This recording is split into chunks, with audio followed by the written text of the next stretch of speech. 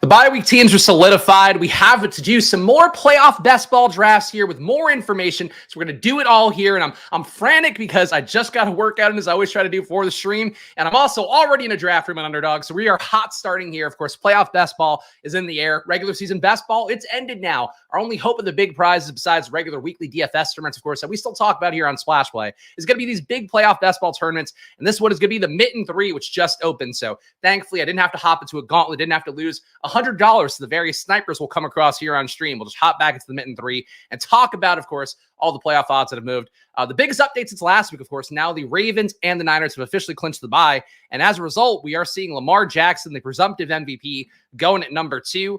I am still very happy to stack up Cowboys, still very happy to stack up teams that are going to be in the wild card for sure, because we do know that it's going to be a harder needle to thread. Obviously, Niners and the Ravens are going to be 2 teams that we expect to be in the Super Bowl. You can see here on the Super Sports League table, which combines advanced analytics along with betting markets. You can see a 33% chance for the Niners to be in the Super Bowl, 24% chance for the Ravens. So we're just trying to hit this conference title thing instead. We're trying to build out our 4 conference title teams if we can. So that's going to be the goal of this one, and we'll see what the room gives us along the way. Shout out to all you guys being here as well. I see some people bright and early in the chat waiting. Here we go. Goes Jeff. Wheels up. Full. Mass full. We're off to sail the 7 squirt seas. I would not want to sail seas full of squirting personally, but I get that. What's the workout I'm cranking? I just did lifting normal, the push-pull that I do 2 days a week, and then I do running. Try to do running the other day. So yesterday, I'm combining a lot of shit here. So there's a lot of stuff I'm working on for myself in the new year where I'm intermittent fasting again. I've not done that for a while. And that yesterday made me feel like ass because I have not intermittently fasted for a minute. But I'll talk about that in a moment because I'm sure fundamentally, nobody really gives a fuck. What else can we build out here? A Buffalo-Dallas Super Bowl still seems pretty nice to me. Of course, we could start to get a little more of Baltimore, a little bit more a different way, but let's see what we can do. Let's see if we can build a nice Buffalo-Dallas team because I do think Stephon Diggs, how bad he's been. Imagine we're getting a little bit cheaper than we would normally. Obviously, it would be nice to get Dak. It would be nice to get some other parts here if we want to get there, but we'll see what we do. Point being, though, yeah, I've been really trying to take it seriously because, frankly, as I talked about earlier in the week, the best ball stuff, I just felt like I needed to reset myself, try to get right. So reading a book, the Elliott Rowe poker book that was recommended to me by one of the guys in the Deposit Kingdom Discord, and reading that, which is kind of a weird combo of like poker game theory along with like self-help. So it's been an interesting read so far that I'll stick with for sure. Let's draft Stephon Diggs here, add him to our Josh Allen, CeeDee Lamb. Of course, the Bills do still have to win to have a decent seed for themselves. For the most part, though, 96% shots to make the playoffs. So I'm expecting them to get in. I'm expecting the configuration to work. The exact math of it, I believe, is they either have to win the AFC East outright by beating the Dolphins, or they need, I think, the Steelers to lose, somebody else to lose. There's some good breakdowns out there that, frankly, are not on the top of my head right now because I am sweaty and my heart is racing. Bindles gives a fuck. Oh, thank you, Bindles. I appreciate it. Just other things I'm doing. I'm doing intermittent fasting again, back on that train. Also, again, trying to run a mile a day if I can, or at least if a day where I'm not lifting, definitely trying to run a mile. But I was going to do that yesterday. But again, the intermittent fasting, like my head was just like pulsating so bad. Thankfully, got through the video for you guys, got through some work I had to do for probably. And after that, I was just like fucking dead for the afternoon. So that's the sacrifices we make to look this beautiful. Here on screen, of course, always. Dak Prescott goes to Andrew here, which is fine. We didn't need him. Did lose out on Tony Pollard as well. So this guy building a team, all right. Tyreek, Brandon Ayuk, Tony Pollard, Dak Prescott. Hopefully Andrew will turn that into something logical because right now it just seems like he exists to hurt me. Checking the chat in a second here because I do see some interesting chats, but let's get James Cook in. We lost out on Tony Pollard, so we are just straight up building some Buffalo-Dallas here, which is fine. I still think that is a very possible Super Bowl. Last year, I also think I fell in love with Buffalo-Dallas as a potential Super Bowl, and obviously we didn't get even close to that one. So hopefully this year works out a little bit better. But I think the Bills just, the fact that they are still not a lock to make the playoffs, the fact that they have been underperforming for parts of the year, and also this offense, since Joe Brady took over, has kind of gotten weird where they are running the ball pretty aggressively, are definitely not passing the ball, not feeding Stephon Diggs. I'm sure the way that Stephon Diggs would like to see. I think people are just probably a little bit down on the Bills anyway. So I'm okay getting to Bills Dallas again here, and we'll see. Obviously, going to be a little more Bills heavy because we lost out on Dak and Tony Pollard. Tyler's back on IF, so I got shredded for Vegas and bachelor party in Feb. Can't be fat for that. There you go. I mean, look, I think the new year, I know people think it's trite and whatever, and the New Year's resolution stuff. And I've seen some things too where, like, if you are doing resolutions, you want to write them down because apparently writing them down makes things better. I don't know if that matters. For me, it's just like, last year I felt like I made a lot of strides in terms of, and hopefully you guys saw it on stream as well, in terms of my knowledge accumulation, in terms of my game theory and my approach and all of that. But I really want to try to put it all together this year. So I've actually been Really, that's the focus for me, is like, how do I get this whole picture for myself? Everything running in harmony is sort of the main goal. And harmony, we'll see how I do with harmony. I'm worried about this asshole taking Brandon Cooks. I'm going to snipe him ahead of time and take Brandon Cooks now. And let's see if Andrew takes Gabe Davis to spite me. Would not shock me, but we will see what Andrew does. But again, we're trying to full roster for the Super Bowl of Bills and Cowboys. So sorry to Andrew if that's going to be the case. Morning Spags, raise it again. Raise it a very sharp guy. He's been doing playoff best ball drafts for a while, and also giving me some good advice on stream on guys to draft. He actually was more right than me about the CJ Stroud stuff, where I really was worried CJ Stroud, they were going to pull the plug. CJ Stroud, now a guy where I would say if you are drafting teams, if you're trying to get unique this last week and willing to take a little bit of a chance of risk there, one of the Colts or the Texans can get into the playoffs. It is going to get into the playoffs. That game is win or they're in. If the Jags lose, that team becomes the AFC South winner. If the Jags win, they get a wild card berth. So Colts and Texans are two teams that have not been drafted a lot. And to raise its credit, he's been drafting Texans and advocating to draft Texans for a while now. So I would personally think that the Texans should win that one. But obviously, you know, the Colts, a team that I believe in a lot, believe in the coaching and all that. So we will see. Gabe Davis here to add to our Bills and Cowboys. So we are locked and loaded for a Bills-Cowboys Super Bowl. Josh Allen, James Cook, CeeDee Lamb, Stephon Diggs, Brandon Cooks, Gabe Davis. Rico Dowdle was out this past week, but I think he'd be the playoff back we'd want. Not getting Tony Pollard. We could also go with Deuce Vaughn. Though Deuce Vaughn is, of course, my best ball team could tell you. My one share of Deuce Vaughn and DraftKings, I don't think we really want Deuce Vaughn, especially not in half-point PPR. Morning, this is an Underdog show, but I was just looking at drafters. Looks like massive overlay on their main tourney. Yes, I will say, just going to be real with you guys, I do think you should play on drafters. That said, I'm not promoting drafters because they didn't finish our deal. So that's unfortunately the way it's got to be here on the show. I do agree that drafters, though, as I mentioned here, and again, because I have to promote the stuff that I want to promote. But also, like, if somebody's not going to come through and pay me money, then I'm not you know, you guys know it's business at the end of the day. But I would say for you guys, again, if I'm just being, you know, the plus EV approach, drafting on drafters is going to be valuable for you guys. I don't think they have a shot. That's why I really think they should have gotten our deal done in time, but that's neither here nor there. But great people over there still. It's just, you know, a lot's going on. I get it. But unfortunately, I'm not doing shit for free when that's not the nature of the game here. Daddy's going to get that money. Daddy's hungry literally and figuratively. But DraftKings too, I know people have been asking me about. I have not seen anything or any notes about DraftKings playoff best ball drafts either, whether they're doing their old bullshit 20-round one or doing something different. So I don't know. Your guess is going to be as good as mine. Again, we are loaded here on Bills and Cowboys. Again, this guy now drafting Detroit. I think he's still drafting logically, though, overall. He's got Miami guys. He's got Dallas, San Francisco. No, you know what? He doesn't. He's got Niners, Dallas, Detroit. Somebody had asked me, it was a video a couple of weeks ago where it's like, what's the difference between a good team and a bad team? I saw you like getting annoyed with somebody taking Purdy and Samuel or Debo Samuel. It's like, it's about the overall construction of it, where if you're taking Debo and Purdy, that's fine, but then you need to be playing for like Niners making the conference title game or the Super Bowl. If you're playing 3 NFC teams and you don't have a full AFC stack, I don't think you're doing yourself a lot of favors. What else can we get here? Could definitely get unique a little bit more. Let's go. Again, I think we're just playing Bills Cowboys. So fuck it. We're going Dawson Knox here. Dawson Knox probably could have gotten him later, but we're trying to make this work. And team so far, Josh Allen, James Cook, CeeDee Lamb, Stephon Diggs, Brandon Cooks, Gabe Davis, Jake Ferguson, Dawson Knox. Don't think this is necessarily the most unique, so I would like to tack on a few lower-owned pieces here to this one. But again, like I think we have the best parts of Dallas and Buffalo, and it would be nice to make ourselves live for maybe one more NFC Super Bowl potentially, which we could do. So let's try to do that with somebody a little bit less owned. I think the Bucks would still be a good team to go with. Baker Mayfield, big playoff bonus for him if the Bucks make the playoffs. Still a 70% chance of that. Rams now 100% in, but obviously they're going a lot earlier than they probably should, given the fact that they only have like a 1% chance to actually make the conference title game, let alone the Super Bowl. Let's add on Bucks here. Or do I take another Cowboy? I could take 2 Cowboys. I could take 1 more Buck or 2 more Bucks. Let's do that. No, Evans went. Fuck. All right. We're going Rico. We're just going to get Cowboys in.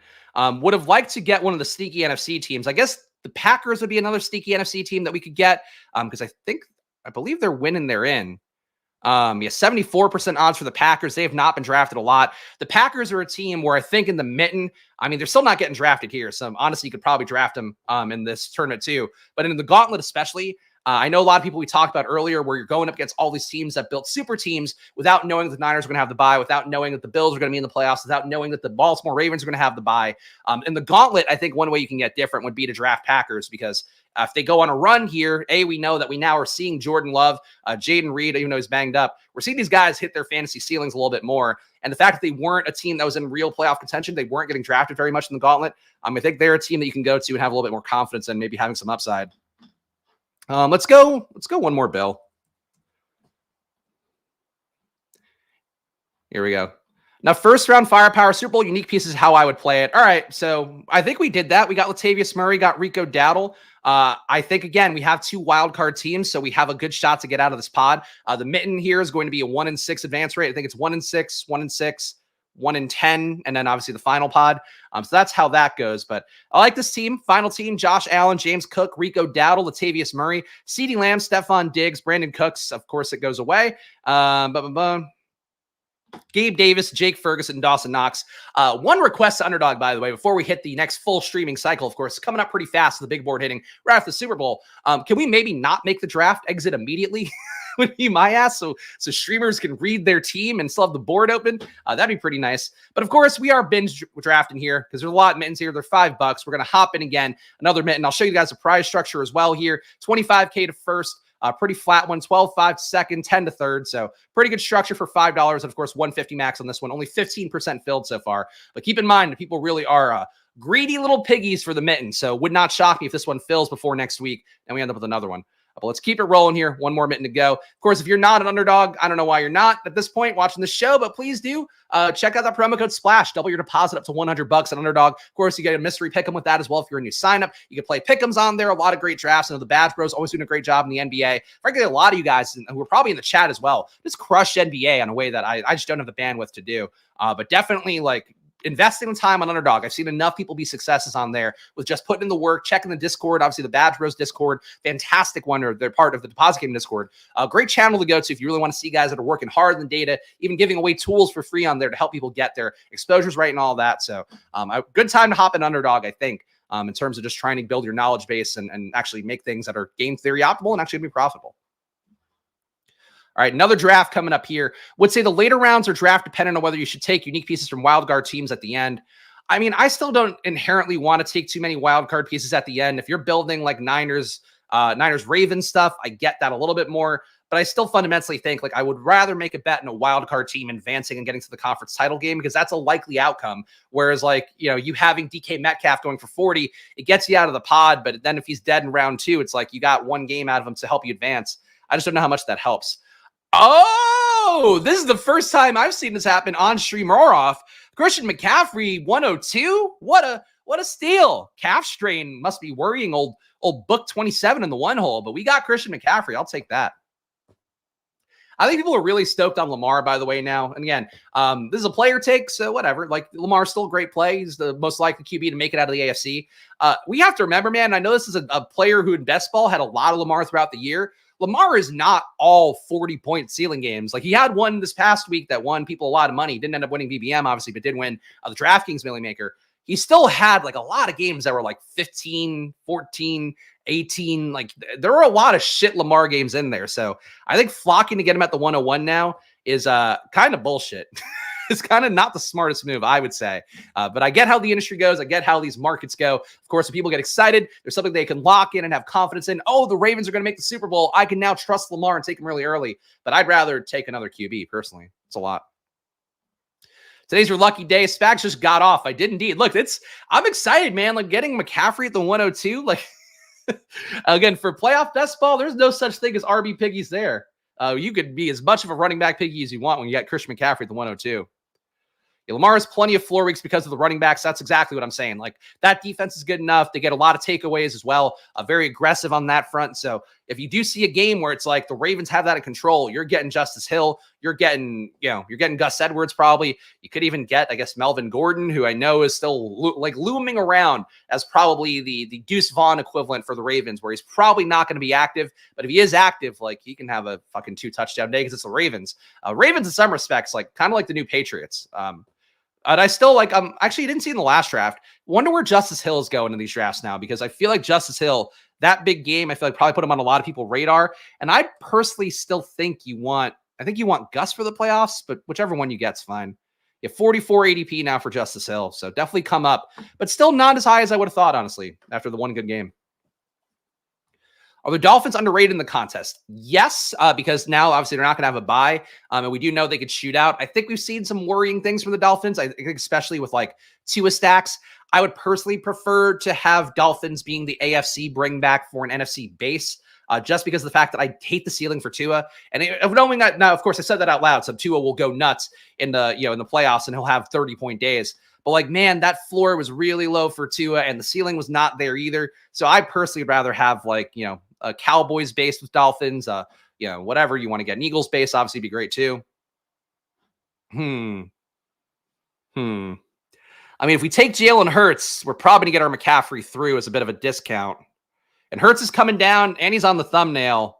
But of course, we could just play Bills again. I'm too stuck in the trap of just wanting to play Bills over and over and over again. But we have McCaffrey. We got to play an AFC outcome. So let's take Josh Allen again. I like what I've seen from the Bills overall. I don't know that it's going to lead to the best ceilings for Josh Allen, but I think they're now more built to win the playoffs than they have been recently. Defense looking a little bit better. Again, the reliance on the run game, a positive thing for the playoffs as well. So I think getting Josh Allen here and trying to play some Bills-Niners stuff, I think works for me. Eagles. I mean, look, I could have taken Eagles, but Eagles and McCaffrey, I feel like we're kind of undercutting the opportunity to get McCaffrey at the 102. But I don't know that matters that much. You still get unique in other ways. Just like that, all the 49ers pieces are gone before he gets the CMC drafter. That's how it goes. I'm not surprised by that. That's why I do want to build McCaffrey as a running back for an AFC. Even maybe a couple AFC teams might be logical. Hurts is still there, huh? Do we want to? No, we can't play Eagles get to the conference title game and lose, right? That's probably not the smartest.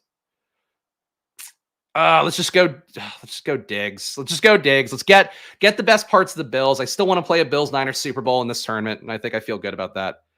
Just stay in my lane. Thank you. Okay. Do you have any thoughts on attacking the 11,000 person weekly winners field? It's even impossible to crack top 10 regular season now, seemingly tough.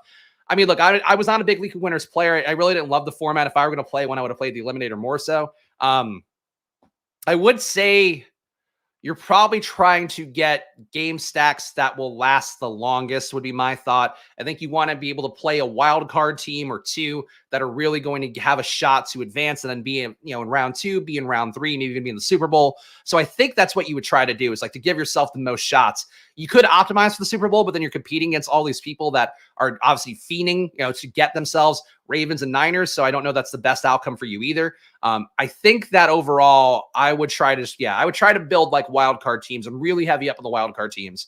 Because then if one of them advances, like that could be enough to give you a couple rounds of a shot, at least of winning weekly winners. But it's not my favorite format personally. Eagles one and done. Maybe. I mean, I think you're going to benefit more from playing into the Eagles and then hoping that they get better. A lot of bad stuff with the Eagles, though. I don't know if you guys are following the local media parts of this, or I think it might be national news too, but like A.J. Brown, apparently a little bit of a malcontent, which we saw on the field and made fun of him doing his little temper tantrum when he couldn't get the ball in that early part of the season. And then in the back half of the season, he's also not getting the ball as much, throwing temper tantrums, though he claimed it was because Devonta Smith got hurt in that last game. He was upset about it. But even the way he talks like to the media is like really weird. Let's make our pick, but I can wax poetic on AJ Brown because I find him to be kind of an interesting character. So he was talking about how like if he complains on the field, if he's like demonstrative on the field, wide receivers get called a diva, whereas if a QB does it, it's not a big deal. And it kind of felt like he was like sniping at Jalen Hurts, the quotes that he gave out there too. Jalen Hurts supported him publicly because AJ Brown didn't speak to the media either. It seems like there's bad juju going around is the point really I'm trying to make for the Eagles right now. But that said, like, I don't know, I'm still kind of willing to take my shots and hope that it works out. Man, Amari Cooper is above a Gabe Davis. I don't agree with that. I'm excited about the Browns too. I think they're a fun team. The Browns, though, like I think they could win their wild card spot. I don't think they make a real run here. At a certain point, you kind of water finds its depth. I think that's the main thing I would say for the Browns. And I was happy to get the Browns stacks. You guys saw on stream, of course, I've drafted a good amount of Browns here, especially last week, because they were basically cheap. You get the full stack, not too worried about it, maybe besides Amari Cooper. For now, though, if they're going this much higher, I like the Browns' shot to make the Super Bowl is shot to make the conference title game is 4%. Sounds like the Super Bowl is under 2%. I get they're locked in. I don't think the Browns should suddenly be the most valuable team. That's me, though. I do his too if they kept using Devontae Smith as lead blocker on screens. I don't think their offensive coordinator is good either. Like, I think there's a lot of flaws to the Eagles this year. Definitely not enough to get Nick Sirianni fired. Now, there's some rumors about that, at least in the Philly area. I don't think that's the case. But also, it's just like, that happens, man. Like, teams just at a certain point, like, you're so good last year. You're good this year, but clearly there's some flaws, some changes as well on both sides of the ball in terms of the coordinators leaving. I think those are the biggest things. And also, too, like, as teams start to get more successful, like, you do get a little bit more of the me stuff, which has been written about in a lot of books. The Cowboys think there's a book that was written about that. I forget, the Jeff Pearlman, I think, wrote that one. But basically, like, talking about the kind of the me stuff and how that really pops up for teams when they start to have that success. And I think, AJ Brown is right that, like, feeding him the ball is the way that they're going to win. But also, like, they need to feed Dallas Goedert more. Maybe Goddard is not as good as he was last year, but, like, Goddard was a monster last year, and he just barely gets the ball now. Swift, they haven't been riding very much lately. Like, it's just, there's a lot of things going wrong. And I get the frustration, but I don't know. The few cheap Brown stacks, I understand the Browns fade now. Yeah, I think cheap Brown stacks were great. Like, you're playing in the upside there. But I think now if they're going to go highly, it's just like you'd rather have Dolphins. Like, Devon Achane is still floating around here. Like, why would we not go that way? But that's at least how I feel about it. Let's see. We could build some other stuff here. We could build little chunks of other teams, and I think that's what I'm going to try to do. I'm going to take Brandon Cooks here, and we'll see what we get back. But I think we could just build a Bills base and then a couple NFC guys around it. Probably not going to be the most beautifully correlated, most beautifully stacked team, but we have the base of the Bills once again. And, man, I feel... Are the Bills a fish play? Like, am I a fish right now for liking them? Because I feel like they're too easy to get to. People are a little bit less excited to get there. And I don't know if that makes me feel like I'm getting a discount, getting an advantage, or if I'm just an idiot. I'm not sure which it is. We have Dalton Kincaid. I also wouldn't mind taking David Montgomery to give us an out for a Super Bowl that is not the Niners. And we could know, but you know what? That doesn't make sense. Because we are playing a little bit of the Dallas side. So let's go Dalton Kincaid here. We'll see what we get back. Oh, I should read the team. Team so far: Josh Allen, Christian McCaffrey, James Cook, Stephon Diggs, Gabe Davis, Brandon Cooks, and Dalton Kincaid. So we got the Cooks lineup here. And we could even draft Dalvin Cook if we wanted, because, of course, Dalvin Cook is going to land on a playoff roster with fresh legs, is the reports that are going around out there. I can't imagine signing Dalvin Cook, but I guess maybe the Ravens signed Dalvin Cook. He would be technically an upgrade on Melvin Gordon, I guess. The Rams backup, so win this week, they'll be the 7th seed, and they play Dallas. Rams easily team drafted too high. I agree. I mean, I think the Rams got steamed up the last 2 weeks, like, way too much. And I think that's the biggest part of playoff best ball is, like, it's so reactionary week to week where, wow, the Rams had a good week. Their odds went up slightly. And even last week, I remember there were a few people who were asking me about the Sumer Sports odds, where, like, Sumer Sports had about a 55% chance to make the playoffs. Then they won last week. Now that makes them 100. But, like, people are like, oh, but, like, aren't they 70% chance to make the playoffs? Like, I really want to draft them. And it's like, yeah, like, I guess they could be a little bit higher odds, but it's still, you're talking about such a small outcome. And realistically, like, if you're drafting based on the way we play DFS, which is that you're trying to draft guys or draft, players or put players in lineups based upon how often you think they're going to hit. So if they're going to be, you think they have a 50% chance to exceed their projection, but in 50% of your lineups, that's sort of how it should go. Obviously, it's an extreme example.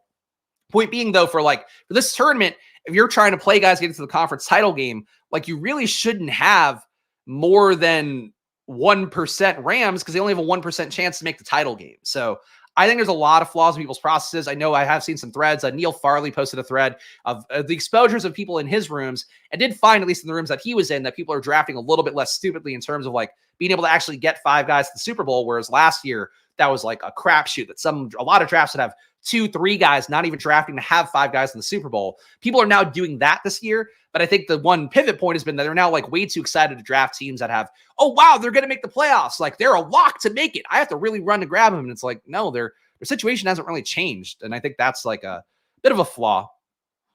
What else can we do here? Obviously, could get more Cowboys, could get more Bills. I think Dallas is pretty much gone, right? You got Rico Dowdle, Michael Gallup. Michael Gallup has completely lost his role. Jalen Tolbert's kind of gained a role. I don't know if that goes away in the playoffs, but let's reach for Jalen Tolbert here. And we're going to have to get something gross from the Niners as well, as like a number 2 from San Francisco. Who can catch a touchdown on the Niners? Ronnie Bell, maybe? I feel like I would take Ronnie Bell over Juwan Jennings in some builds, just because Juwan Jennings is probably getting drafted a little bit more than he should be. We could, I don't know, could take both. Is Knox still floating around? Dawson Knox might be a better one for me. Don't go 5-5. It hinders upside in first round pods. Okay. I think that makes sense. I still don't hate it just because I do like the clean builds for a potential Super Bowl. And again, it's not really about, like, obviously I want to advance out of the pods, especially where it is tougher in a 1-6 as the Smitten 3 is going to be. But, like, I still want to try to advance. Like, I'd rather advance narrowly out of the first round and have a team that's built to go all the way. So I still hate it less, but Nolan's a sharp guy, so I get where he's coming from.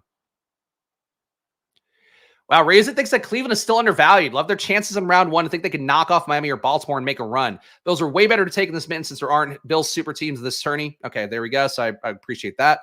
I don't know its best strategy, Spags. Is it best to try to target one team in the AFC and one in the NFC for a possible Super Bowl matchup, or best to capture the upside of one team? So that might be what Nolan was responding to from Brandon.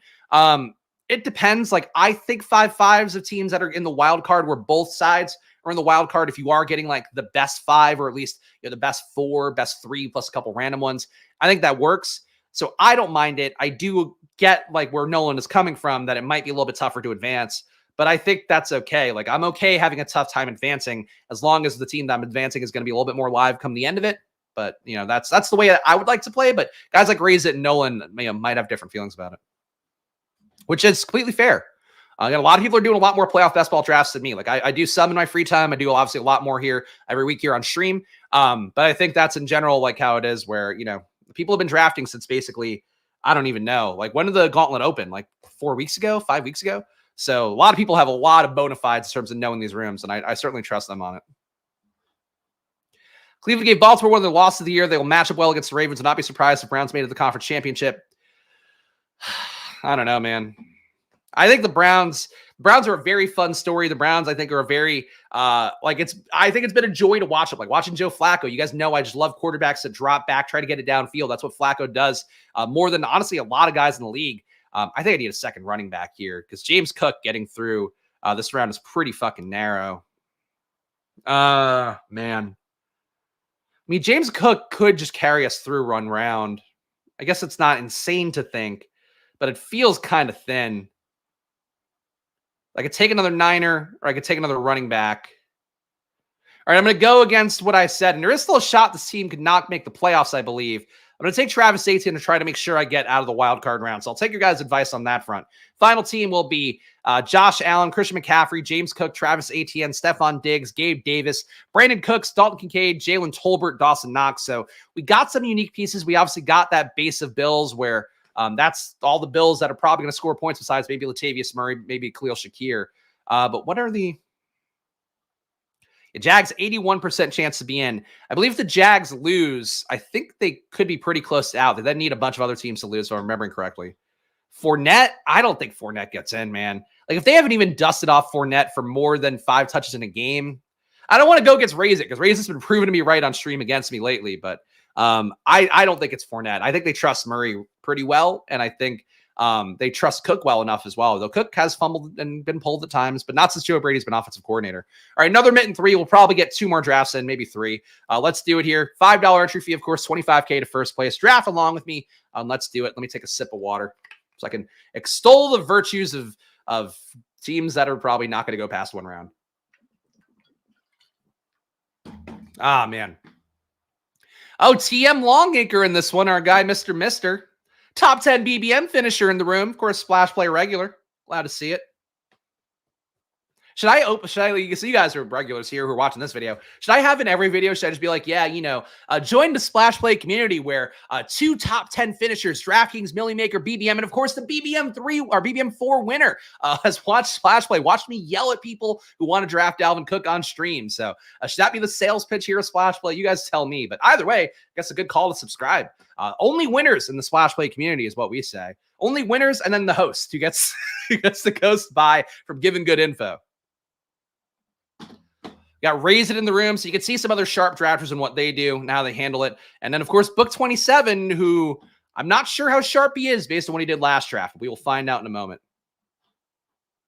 Splash play, the community of winners, the squirt squad of winners. Flippening may have started last week with Lenny. Did Fantasy Pros update their snaps?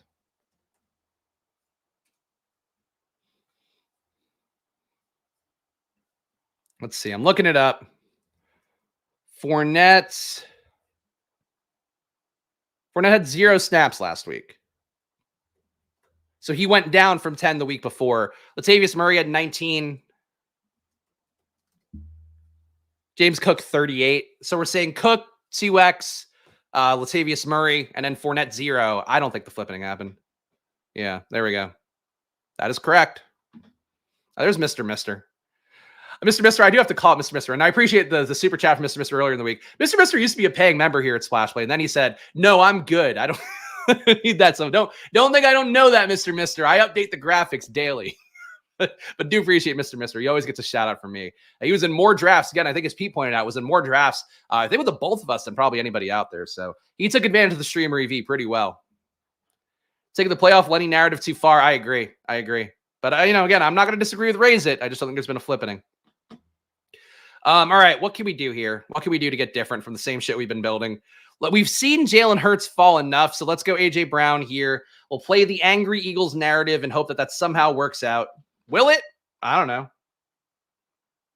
I don't have the most confidence necessarily in the Eagles, but Jalen Hurts is on the thumbnail, so I'd be a liar and a fraud if I didn't actually pull up some Eagles on here. And we get Jalen Hurts at the 8th spot. Should I punt Jalen Hurts further? No, there's no point to that, right?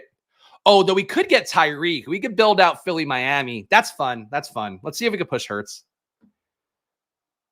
Okay, there we go. That's fair, man. Mr. Mister being real about it. I get it. But I appreciate you either way, friend.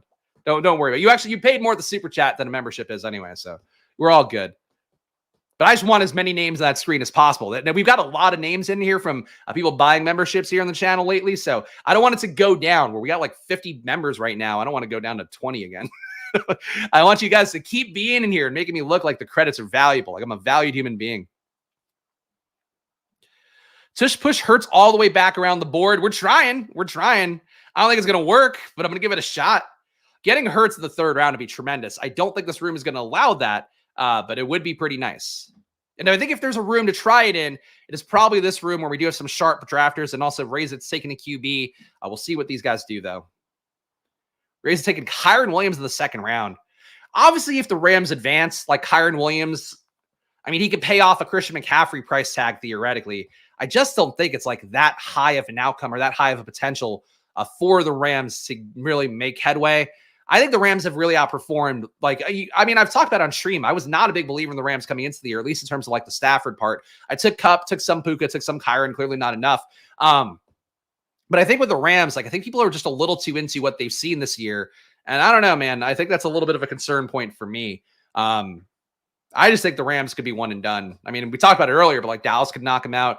I think anybody who's advancing in the NFC can knock them out, but we'll see. I can't see him making past the divisional round. But they have had good games against the Niners. They've done some interesting stuff. I get it. Raise It's going to Mari. Raise It proving that he loves the Browns by taking Amari here. I would have done that too. You could draft 2 and properly build out an Eagles-Dolphins Super Bowl. I agree. I think that was the move. All right, we got Hurts coming back. Do I dare push Hurts one more and just take Raheem Mostert? Just to really, I don't think we need to do that. We got Hurts at 17. This is a good pick. Hurts at 17. I can't argue it. You can take him at other spots. He's on the thumbnail, but taking him at 17 feels pretty good. And of course, we do have 2 outs here with Mostert or Achane, so that feels okay as well. Now's a tough question. Do I take Waddle? Waddle being hurt, I feel like could result in him hanging around a little bit longer. Mostert also banged up, though. Maybe not the best for him, but got to assume that they're saving him up to get him healthy for the playoffs, even though they could use the win this week. But let's take Mostert here. Hope we can kick Waddle down. Waddle with a high ankle sprain, or that's what he has, right? Yeah, high ankle sprain. I don't think his ankle sprain is as bad as Devontae Smith's, but still not great, obviously, to have one. Devontae Smith, though, supposedly walking around without a limp in the locker room this week. So had a high ankle sprain where he was in a boot and on crutches earlier in the week. Now he's at least walking around, so probably a good sign for him. Man, I like this build. AJ Brown, Tyreek, Jalen Hurts, Raheem Mostert, all guys are going to be playing in the wild card as well.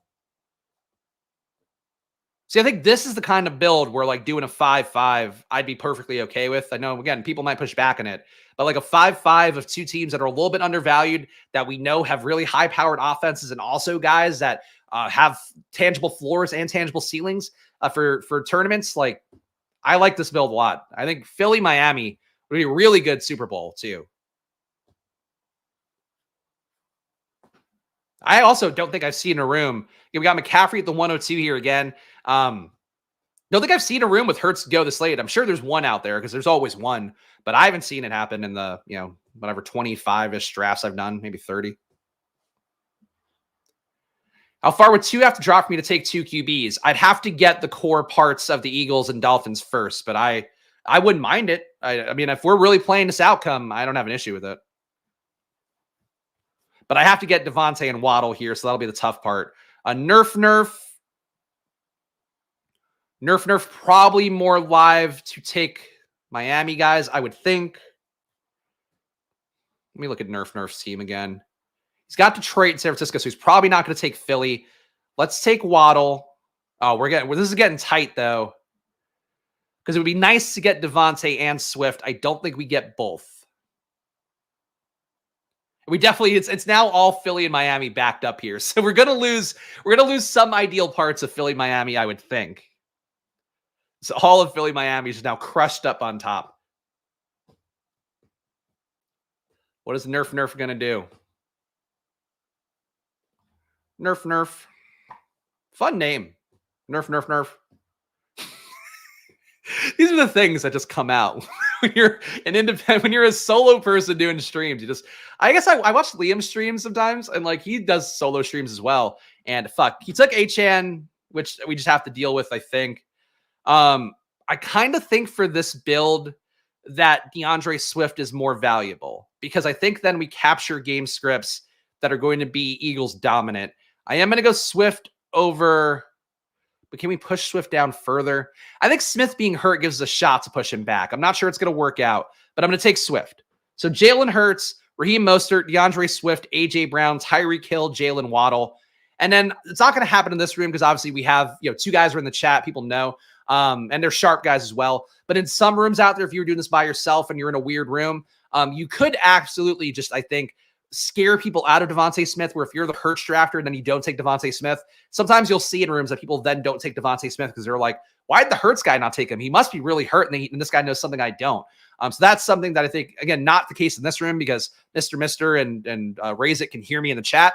But again, like that is something that happens in some rooms, and especially in like regular season best ball, where it's just like people can get spooked off of guys because they're like, why is this guy not taking him?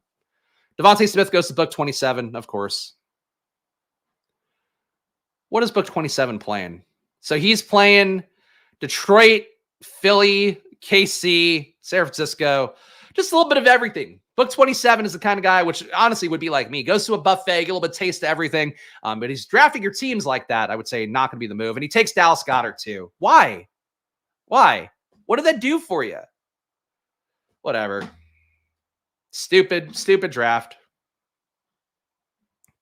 Thank you. Yeah, could have been better.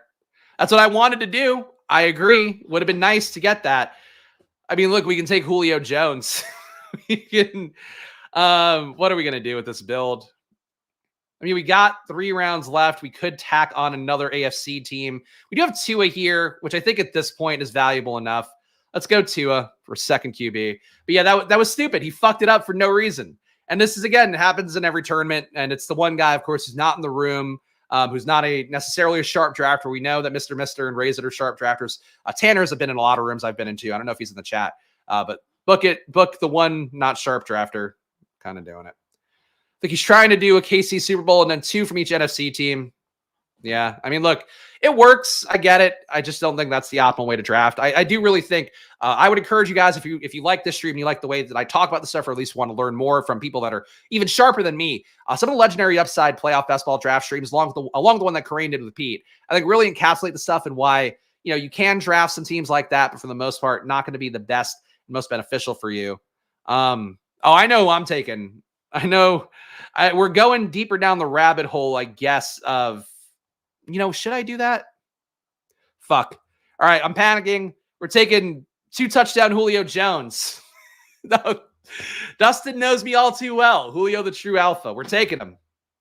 If we can't get Goddard, we're taking Julio.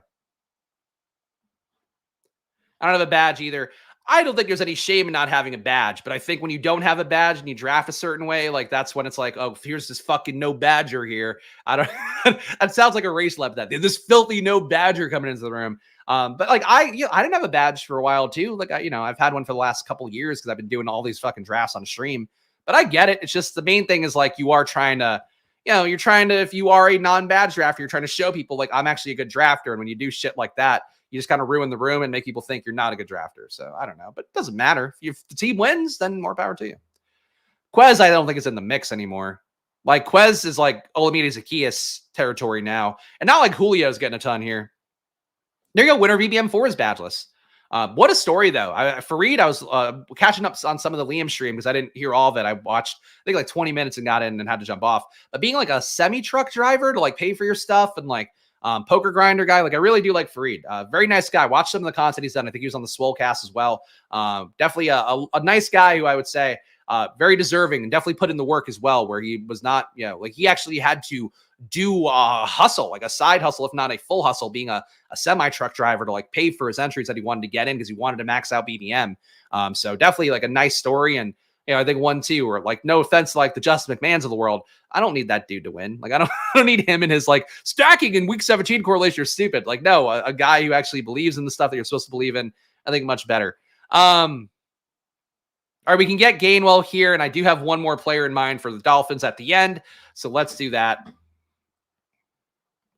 Underdog should give a donkey badge to anyone who drafts an uncorrelated team the draft before. I wish they did more fun things like that. Because like even the badges, like I've had a red badge now for like a year and change. Like I would like there to be something else to hit. Like, and I don't give a shit. I don't want the goat horns. Like obviously I get they're a status symbol, but like I like my Trojan hat. Like I'm a USC Trojan. That's what I like.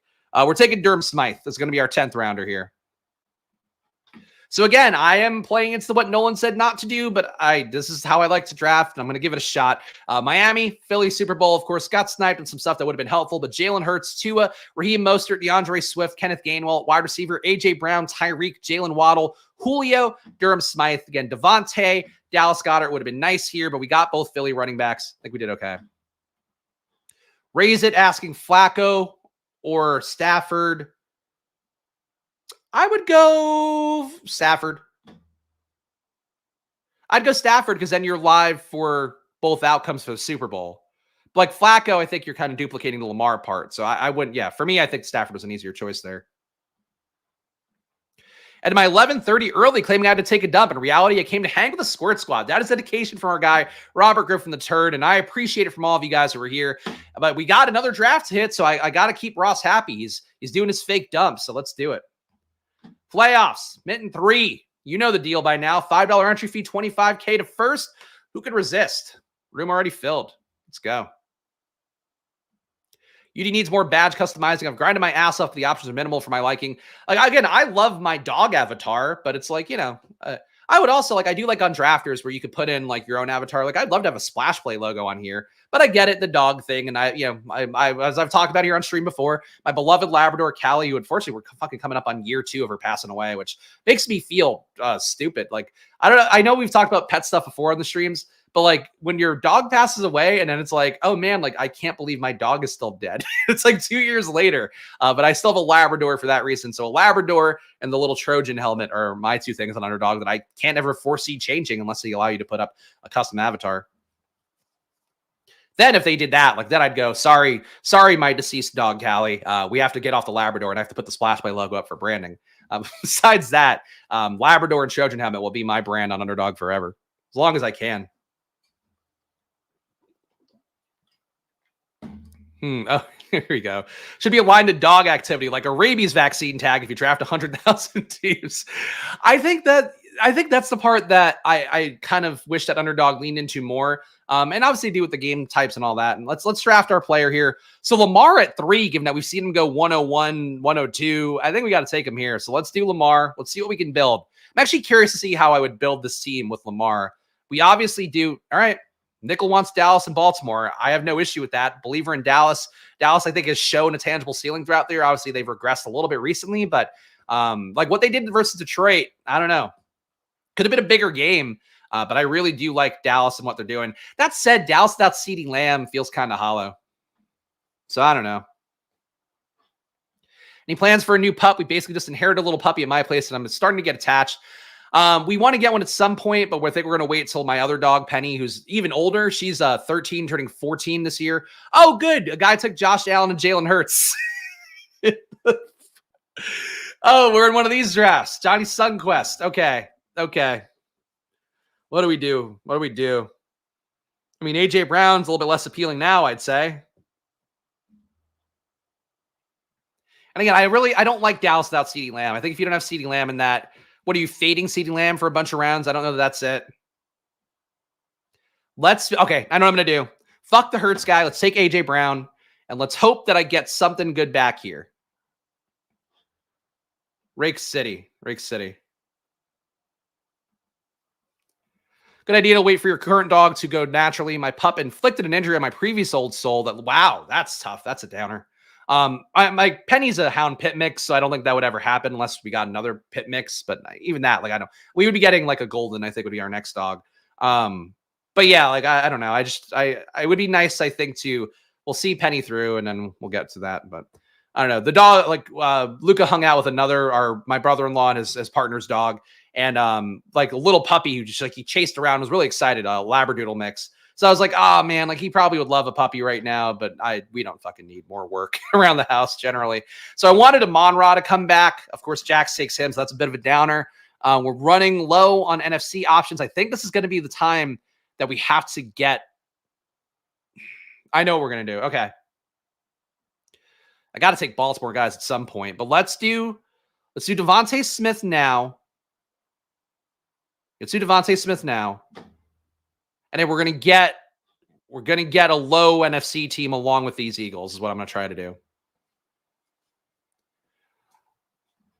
If no 49ers like drafting Rams players and betting them to beat Detroit and then upset San Francisco. Okay, so raise it again, looking at the tournament game theory of it as well.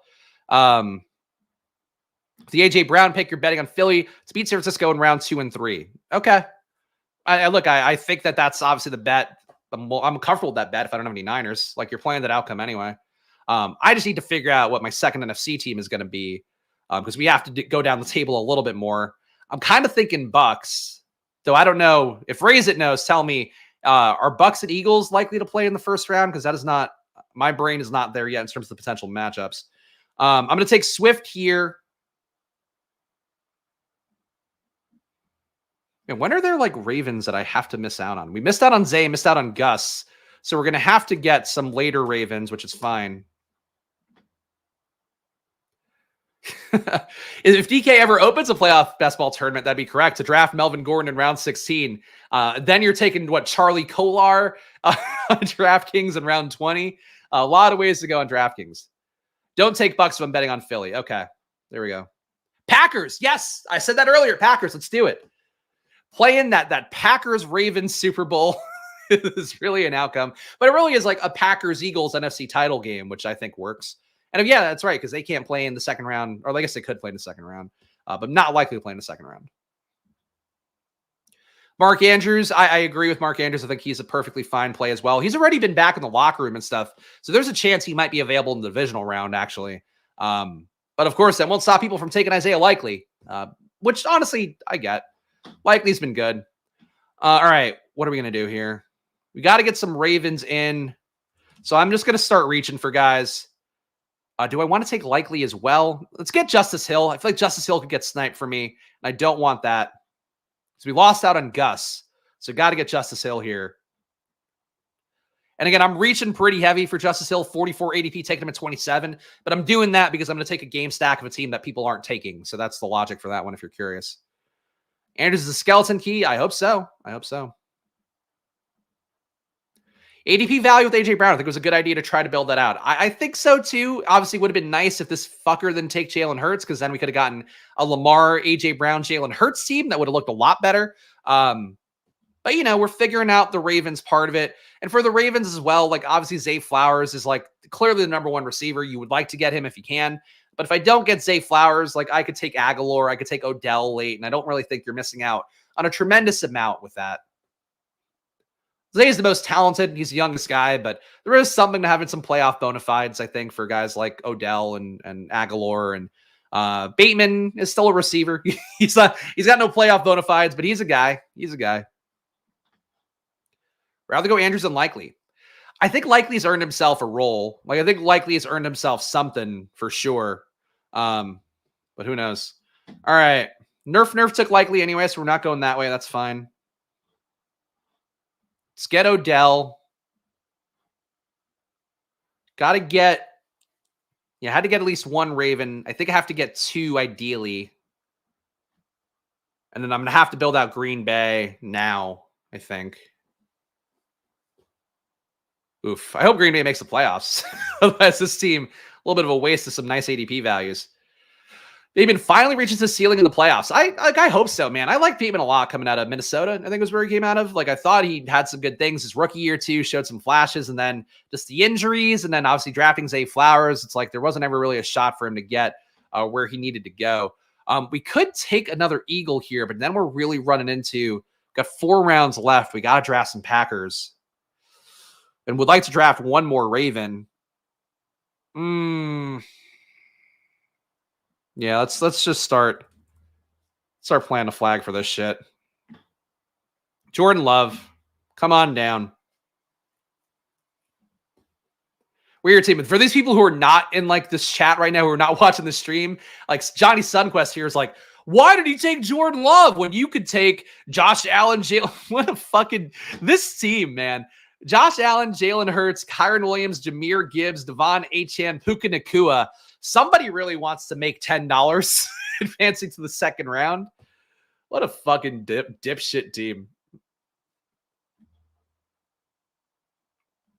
He was a Gopher, is Rashad Bateman. Always have been a fan myself from his dominant college days. So Chunk the Deuce, a fan of Deuce Vaughn and a fan of the Minnesota Gophers. I don't.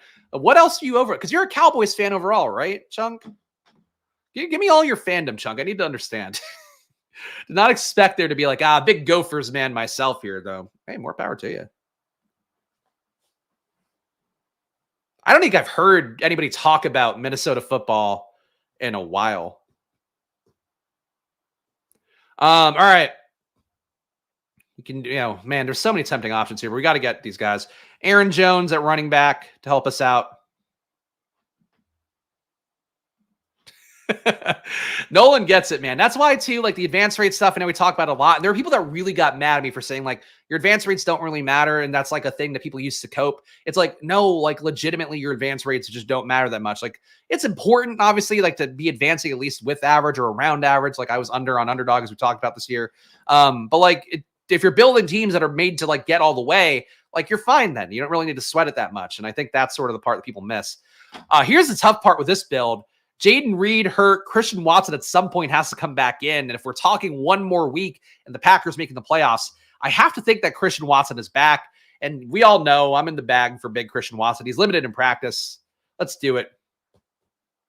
I also personally, as you guys know, I've said it on stream, I believe that the Packers would have fed Christian Watson this past week instead of Jaden Reed if he were in. But that's neither here nor there, and we can't undo that one. DFS college football is where I make all my money. No one ever played a wide receiver in the Minnesota offense. Okay, so you're a fan of the Minnesota making money part. Got it. I know people love college football DFS. Actually, well, I guess it doesn't matter now, but a stochastic deal, it's still the link in the description to save 15% any of their packages. That includes college football data. I know Matt Kajeski's data has done really well for a lot of people over the years, too. So I know ETR has some guys. I don't really know who they are. Kajeski really does like live and breathe that stuff in a way where I know people have gotten a lot of results with his stuff. So college football does feel like one of those things that if you could stand guys just suddenly not playing when everybody in the entire tournament thought they were going to play, seems like a fun sport. Matt Kajeski's the GOAT. I mean, look, I don't want to be like rude. I have a friend whose child has autism, so like to be clear, but he's like almost like so locked in that he's got like a little bit of that, a little bit of that energy in a way that I respect, obviously. Like that's, if you want to trust somebody, that like, has they're so into something that it's like Give you those vibes.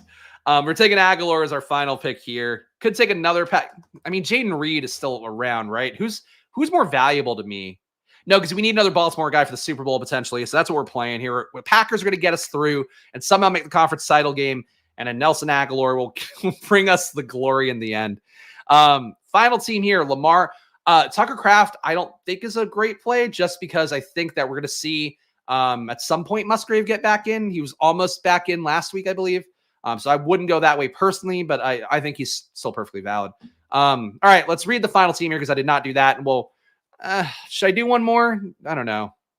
We'll do one more because I do see some new people coming in. So we'll do it for one more draft. But here's the final team that I did for that one. Lamar, Jordan Love, DeAndre Swift, Justice Hill, Aaron Jones. So 2 running backs get us through the wild card. A.J. Brown, Devontae Smith, Odell, Christian Watson, Nelson Aguilar. I mean, this is a fucking unique team, if nothing else. I don't know if it's going to win it all, but it is a unique team for sure. Does have such lyricism. Don't tell Gajeski I said this, please. Because I'm not trying to be rude. I'm trying to say it in an admirable way. But like, you know, it's just like it's like a Rain Man like quality for our guy Matt Gajeski. All right, $5 entry fee here. Let's do it. Mr. is a member again. Mr. The big earner out there, finally welcoming back to the Splash Play Squad. The Squirt Squad is where you're coming for, and that's what we got, guys. Guys in the top 10 in BBM. Guys in the top 10 the DK Millie Maker. They're members here on Splash Play because I browbeat them, shame them to not being members. But Mr. Welcome to family. A true paisan with a name like Longacre, the most Italian kind of name you can get. Welcome to the family, Mr. There we go. Of course, if you want to join the community here, $4.99 a month. Hit that join button down below. And you get my data. You actually get the college data that I talked about yesterday, too. Somebody joined yesterday because I think his name was Al Paul, who, like, he left me a comment asking, like, hey, where'd you get this data from? And then I guess he saw it in the stream and, like, removed his comment. And I was going to reply and be like, oh, like, Sports Info Solutions, like, worth the money if you can get it. But he's paying for the data from me now, so don't tell Sports Info Solutions. But if you do want rookie data, first of all, if you want rookie QB info and intel, watch the video yesterday because we did find out who my new Anthony Richardson is. And I'm not going to spoil it on here because I'm clickbaiting you. So go check out that video and find out. Or I guess check my Twitter too, at Chris Spags. But have no fear. You're going to hear a lot about that man coming from me in the next few weeks and months. It's not a surprise. Like, I guess he did win the Heisman after all. But man, woof.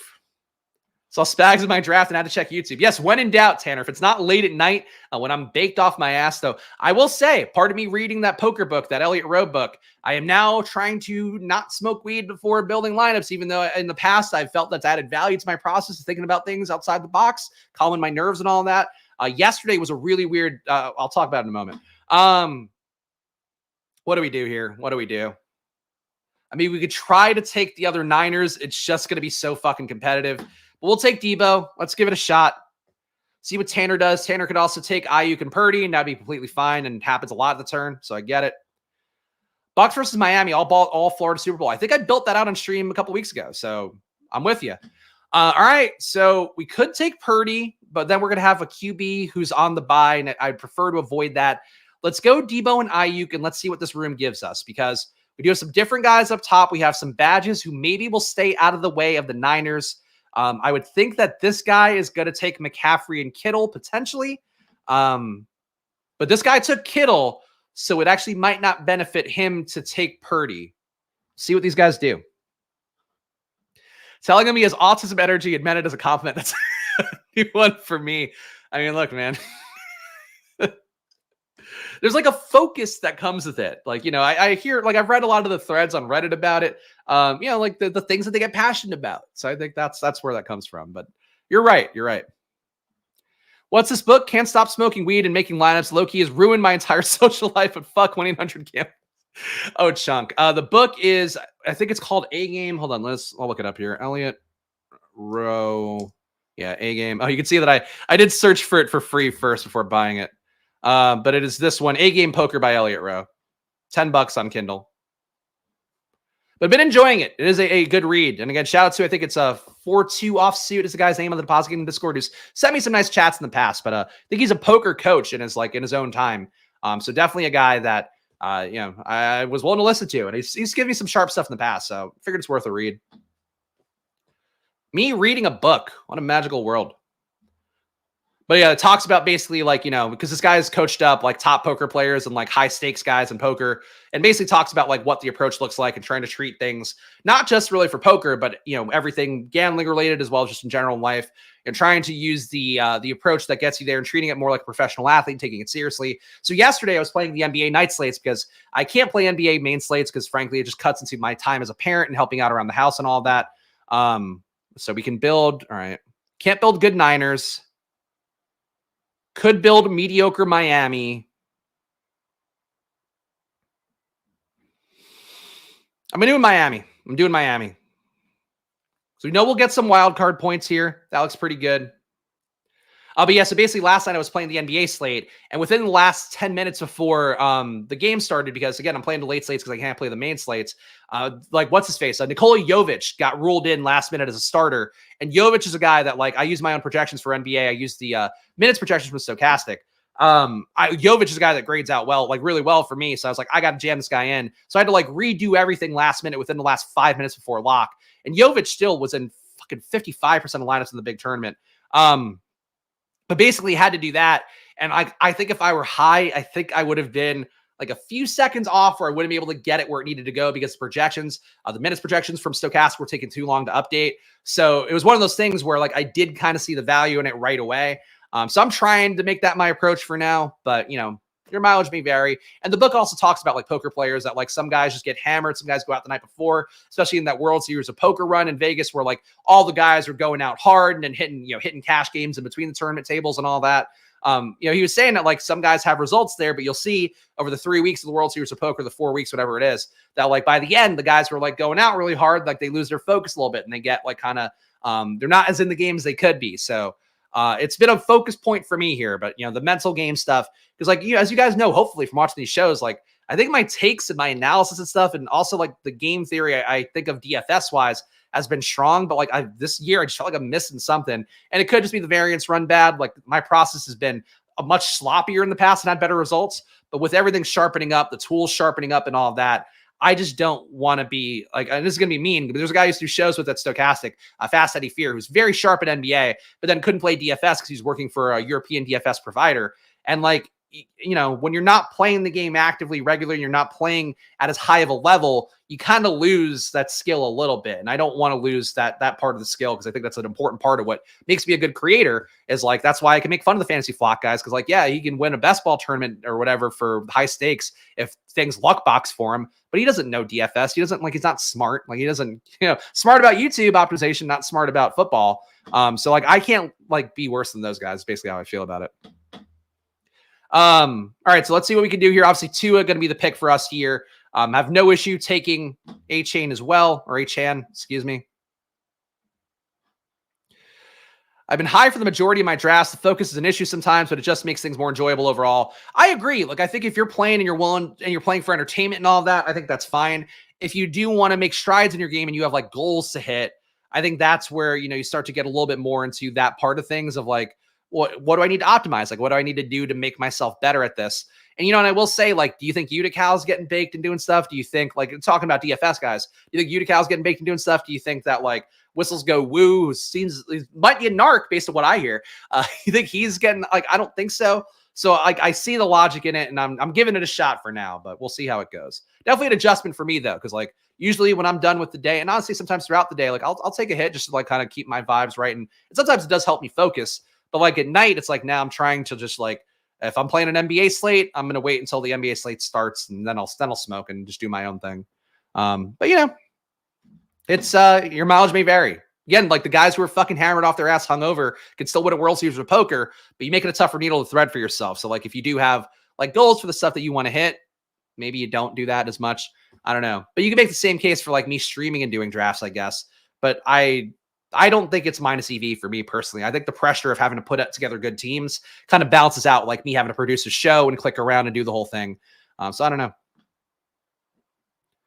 I definitely like to know the most successful DFS stone in the industry. It's not Alex. It's not Osimo, because I know he doesn't smoke weed at all, even though everybody always think that he does, because he has like that kind of like that kind of, the stereotypical weed smoker kind of lilt to his voice. But he's not one of those guys. So I don't know any of them that do, but I would certainly be curious. I'm sure some do on their private time, but I don't think they're doing it while doing their lineups and shit. Let's see. Since you still have 2 running backs in the same team, a one-off advanced play running back makes sense. Rashad White and Godwin build a mini one-off Tampa Bay stack. I think that's Tampa Bay. I think a full Tampa Bay stack also makes sense here because we now are covered for a Niners Miami Super Bowl, so we have to get out of there. And I think we could have another out. So I'm with you, and I actually think that Mike Evans has not gone. We're taking Mike Evans. So we'll have an out for the Florida Super Bowl that I still like, honestly. Like, I know the Bucs, to me, not the most fun team in the world. Rashad White, huge disappointment for me, and of course the DraftKings Millie Maker. But I think Rashad White, the Bucs overall, like they've done great this year. Like they really, I thought they were a team that was gonna be like the Cardinals and just going the wrong way. And even the Cardinals, I think that's one thing next year that I have to be a little bit less didactic on is like I didn't draft enough Bucs this year. I didn't draft enough Cardinals because I just thought the teams were going to be bad. And even though with the Cardinals, I was like James Conner like can get there because they're just going to run out the year basically. That ended up being right, but I think like you still could take some Cardinal stacks, still take some Bucs stacks in terms of like the regular season best ball part. And I think that's one lesson too, you know, independent of playoff best ball, but that's a takeaway for me. Let's see. Still pissed that Shit My Money does blow down. Does blow down. Swear that fool looks ripped daily. Yeah, no, I mean he's more of a drinker from what I know. He goes hard with that stuff. He definitely likes to go out, likes to flirt with the bartenders and have a little banter thing. Like he's like very much in that early 30s, late 20s single guy. I think he's early 30s.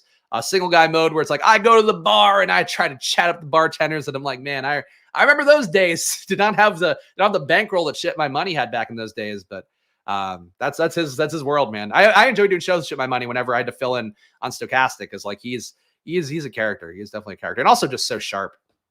All those guys are, you know, slightly less autistic than I can't say that. That's not a thing you can say in 2024. All right, we got Godwin's got to still be available, right? Chris Godwin, a lock. Chris Godwin. Now, we don't need Baker, but if we are playing Baker, getting to the conference title game against the Niners, I think that works. But I could also take another Niner here. I could take an Eli Mitchell. Mitchell's going to get some run, I would think. Though this week it might be Jordan Mason getting the run for the Niners. That's right. I forgot. Yeah, Greg didn't used to smoke because he's got like weird and like intestinal, not weird, but like he's got Crohn's. Like he's got one of those things. So yeah, he's like now a big smoker, which I'm glad to see. We actually don't talk about weed ever, even though we are both big weed guys. All right. Tampa Bay, one more Niner. We have Mitchell. We have Jennings. Could also take Durham Smythe. This is tough. I'm going to go Smythe. I think Smythe in a playoff kind of thing has some upside because he's going to be in for more plays to block potentially. I also fell deeply into Durham Smythe's traps during the regular best ball season as well. So don't trust me on that one. But my final team here is going to be Tua, Raheem Mostert, Devon Achane, Rashad White, Debo, Brandon Ayuk, Jalen Waddle, Mike Evans, Chris Godwin, Durham Smythe. So we're fading Tyreek, hoping that the Dolphins keep getting there through the run game and other guys with pass game production. In the playoffs, teams will sell it to stop Tyreek. Can they do it? I don't know. Tyreek, his whole year seems like it's going the wrong way with the injuries coming down to earth in terms of the production. And then also his house is on fire this week. So couldn't happen to a better guy, I guess you'd say, for Tyreek. Jeff says that's a great draft. I accept it. Gamblestein never smoked, never drank. Also not fun at parties. Gamblestein, learning new things about you guys overall. I see the view count going up. So I'm going to do one more, I guess. I don't want to let people down if the view count's going up. I also am not posting these things the night before, and I think that the algorithm starts to pick up over time. So that's on me. One more mitten here, guys. And then we're closing it out for the day. I'm going to go do real work. Mitten 3, last one for the draft. But you guys want playoff best ball? I can't say no. You guys know me all too well. I give it to the peer pressure, the will of the community all too often. Which baby mama set Tyreek's house on fire? It's so funny though, like because he really was like, oh, I'm in love with this woman, and it's like he's had 3 kids with 4 women within, or whatever, 4 kids with 4 women in the last 2 years. Like Tyreek's making money, and that money's going to child support. He's got Tyreek abusive Sean Kemp vibes is where Tyreek is heading with his thing. People's champ. Thank you. I try to be like, when I see that the views hit like a high for the stream, I can't not do one more draft. It's $5. This is also why too. It's like, I don't want to fucking do the gauntlet because I'm going to get like, why is this guy taking Jalen Hurts and Josh Allen? And like, I'm wasting $200 on the stream. That's how it goes. If you really want to see the view count go up, post your version of Best Ball Brunch. I mean, look, I think people would tune in for see my wife perform. I don't know if they would want to see me. I don't know if they want to see my vinegar strokes. For anybody who remembers the league back in the day, we don't need that. Our guy Tanner in the one hole. See if he goes McCaffrey. He does go McCaffrey. Jiggy John in number 2. Fun name. Sacrilegious in here. Sacrilegious, again, another guy doing great jobs as well on the streams with Crane. I've really enjoyed his takes. Obviously does a good job on the ship chasing or stat chasing show with our guy Drico too. But again, luminaries all around here. World of playoff best ball drafts. What's my constant selection strategy for the playoff contests? This is the one thing that is also in that poker book that I am not good at. I'm just honestly doing mittens. I might do some gauntlets when it gets to the last week, but I honestly, if I don't do any gauntlets, I'm not really sweating at this point because frankly, the bankroll for me is not there to want to go after this in a big way because I have to pay a lot of bills for probably coming up. But let's see what we're going to do here. We did the other side of Miami. Let's do Tyreek this time. But yeah, I'm just going to probably hit mittens. I'm not maxing out anything. Like I personally, I'm not burned out on best ball because I'm actually excited for the 2024 stuff. For playoff best ball, it's like, if I'm not going to max stuff out, I'm just going to do it as like as purely entertainment value for me and still try to build good teams. Like that's what I do. But I imagine it'll just be, my entries will be in the mittens. And if I get really froggy down the home stretch, I'll put a few in the gauntlet, but it's hard because like all the sharp drafters are putting 150 in there, and it's like I don't want to fucking go against that. Like I don't think it's plus EV for me to be doing that personally. We could build Philly-Miami again, huh? They just want to give us Philly-Miami. Let's do Detroit. We'll do Miami-Detroit, which I think would be not like wouldn't be a high rating Super Bowl in terms of the markets, but would be like one of the more fun Super Bowl configurations would be Detroit-Miami. So let's try to do that. The league, great show. I agree. Definitely. We watch, my wife and I watch How I Met Your Mother now because like I never watched it coming out. It was a weird thing too because like I actually liked the show, saw the pilot back when I was an intern at Fox my last year at USC, and actually was in the in like Fox is like a big studio lot. It basically was in the same building as How I Met Your Mother guys and liked the show, but never watched it. And if you're somebody like me who grew up and were in your prime years, let's say college to like, being a single adult in your 20s in the like mid 2000s, How I Met Your Mother just hits a nice spot. So I've been watching that a little bit more, but it's one of those shows where like How I Met Your Mother, the league, like I don't think you can make some of them right now. Like there was one joke in How I Met Your Mother about one of the female characters saying like, oh, I hope to see this little kid in 10 years when I'm a hot cougar. And it's like, what the fuck, man? you can't say that shit. Like if it's a male character, you never could say that on a sitcom. If you're a female character too, it's like, Jesus, that's a lot of issues for sure.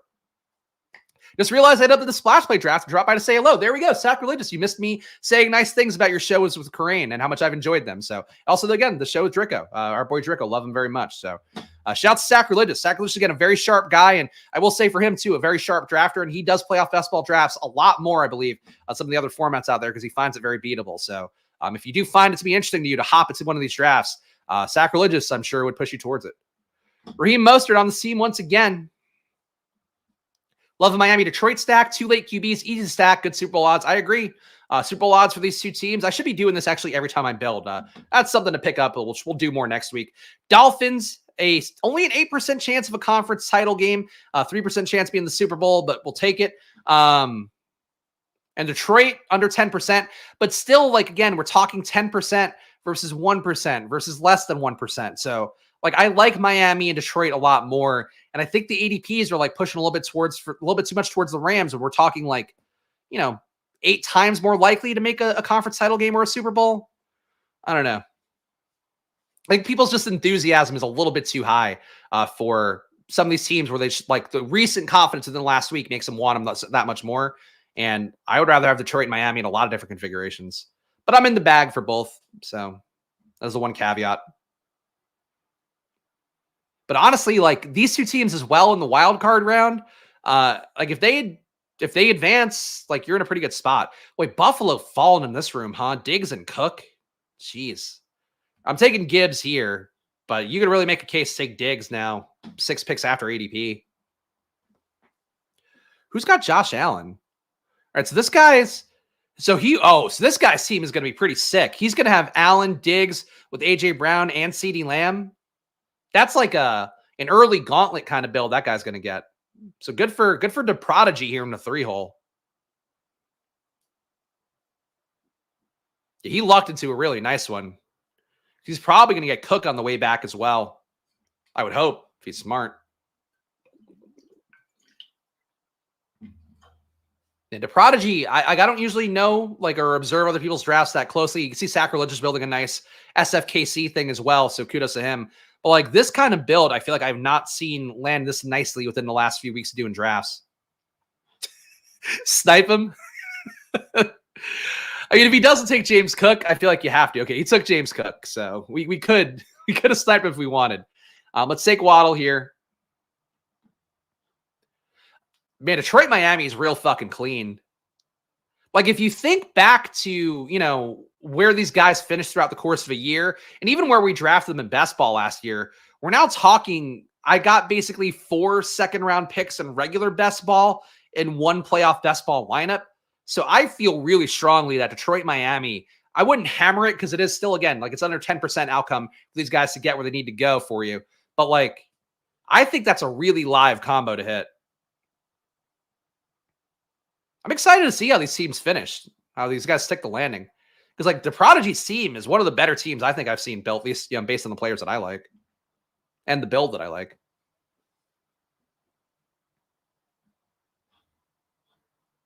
Oh, man, I might be able to get H-Chan here, too.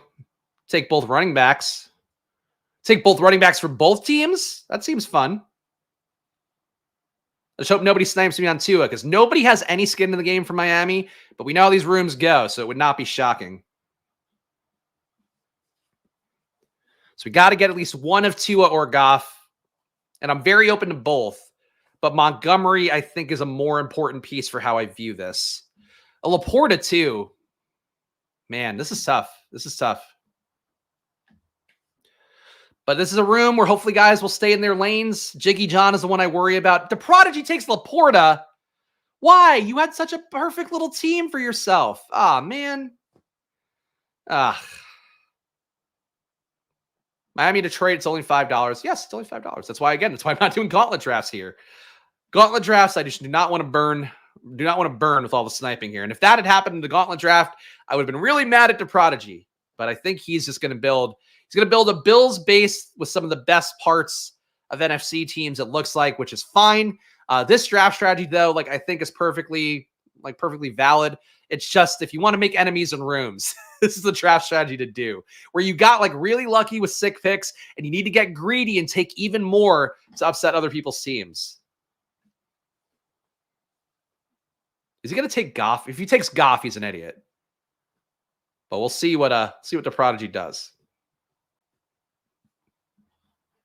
I think you underestimate my edge with playoff contests. Truly feels like 25% of all teams are built dead on arrival. Maybe. I mean, maybe. Yeah, look, I get it. I put in heavy for playoff best ball last year. Thought I built some sick teams. Obviously, that was kind of a weird year where both bye week teams make the Super Bowl because it doesn't happen very often. But I felt like my run out wasn't that great for it, and I feel a lot more in control of my destiny with regular best ball. So that's part of the logic there. And frankly, too, with the big board coming up next month, I just have to be more conscious about my bankroll this year than definitely than I have been in the past. I really can't afford to keep kicking Tua down. But with the guys that we have drafting after me, I think we can. I'm taking Montgomery. I know Sacrilegious is not going to take Tua or Jared Goff uncorrelated, so I feel okay about that. This Brett character, I think will be okay. Brett seems like he's drafted logically, but you just don't know. You just don't know. Still like this team, though. As long as I get at least one of Goff or Tua, I still like this team.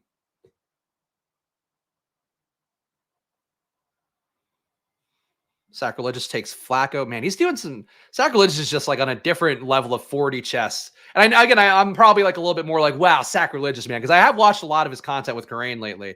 But man, that's I'm curious to see how he finishes his team. I'm taking Tua now. Let's get it out of the way finally. Would have preferred to get Laporta over Montgomery, but it's okay. What would be the leverage on Laporta?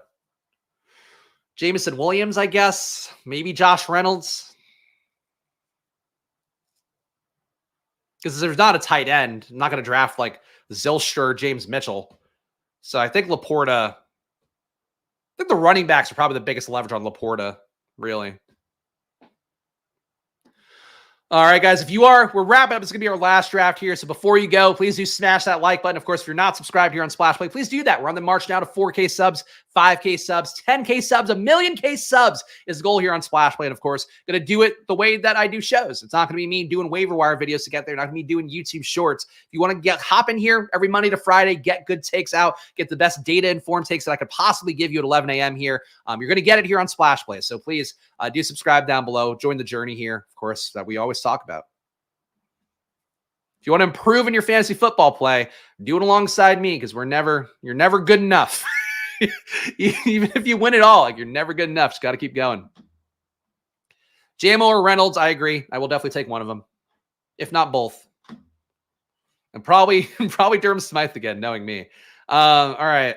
Yeah, Jameson Williams is here. It's not practicing, which I don't love. Obviously, this week doesn't matter very much for the Lions, but Jameson Williams, just so injury prone, so fucking something prone. It's always something with him. He's one of those guys where it's like, it's just always something with you, isn't it? I feel like that's where Jameson Williams comes in. You hurt your leg. You're betting on parlays. Can we just get it right, Jameson Williams? But for the playoffs, again, a lot of coverage shading Amon-Ra's way. Second and third receivers, I think, have a little more upside for best ball. You don't think Cedric Wilson has a little more upside than Durham? I think so. The thing with Durham is that he's out there for all the snaps. Cedric Wilson has more contingent value, but like you do have Berrios there. You do have Robbie Chosen, Robbie Anderson Chosen. So like, though he was hurt, I assume he'll be okay at some point. There's just enough guys in the mix. And Cedric Wilson, I thought, really benefited when Tyreek went out in that one game. But like after that, he just didn't really make sense. Like he didn't even go off the one game with Waddle where he was getting more routes. So I think Wilson's fine. I might take Cedric Wilson here because I have taken enough Durham Smythe on stream. But like Smythe just being out there for every play is like the main thing. Because if you're out there for every play, get into play action, that's where things look a little more fun. But actually, you know what?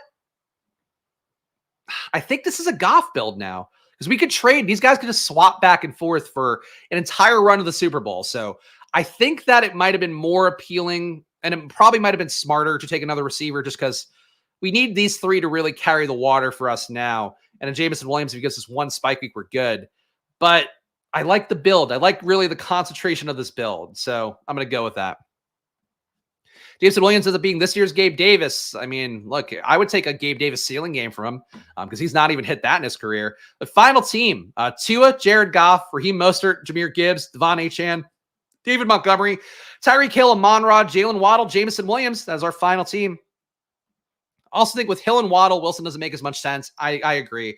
I think Wilson's biggest jump is if you have no Tyreek. So that last build probably would have made a little more sense. But that's my final team. I think I like this one the best. I'll take that. So we're going out at a high note. Again, guys, please do hit that subscribe button before you go. Again, try to build here every day. A shout out to the Squirt Squad as well. All the people who help us contribute by hitting that join button down below, $49.99 a month. Of course, you get all my data, including this week. You'll still be getting week 18 data from me, along with, of course, the QB rookie data that's out already. Put that post out yesterday. There'll be more to come, of course, as we do the rookie previews. And frankly, more premium content coming out for me as well to make sure we get more of you guys in here. So please hit that join button down below, $4.99 a month, and be part of this community here. I have to add a few names on because I actually had a few new subs, so I appreciate that. And of course, go check out Probably, my baby, of course, that I built with my own blood, sweat, and godless amounts of money. But check it out. Again, winning pretty well over there. Had a nice day for betting myself yesterday. Finally put myself on Pickett. So I feel like the betting data probably is really a thing where to bankroll stuff, like to bankroll my DK Millie Maker entries this summer, I was just betting off our Probably data. And frankly, we've had like our V2 of our model, our V3 that are a lot better. So I would say for where we are right now, probably if you want to supplement what you're doing, just getting in mathematically profitable bets using data from the winningest sportsbooks around the world is a very good thing to do for yourself. So check that out, probably.com, and use that promo code SPLASH. Save yourself 50%. That means getting all of our pregame data for under $10 a month. Tomorrow, week 18 video. So I'll be back doing the usual process there. We'll also do a quick run through the various incentives, even though you've probably seen enough about the incentive stuff on social media this week, but that'll be what we do tomorrow here on stream. So come back for that one. Follow me at Chris Spags. Follow the show at Splash Play Pod. And I'll be back tomorrow for more. So thank you guys for watching, hanging out for an hour and a half. You're doing playoff best ball drafts. I appreciate it. I'll see you guys again soon. So enjoy your days. Good luck. Bye.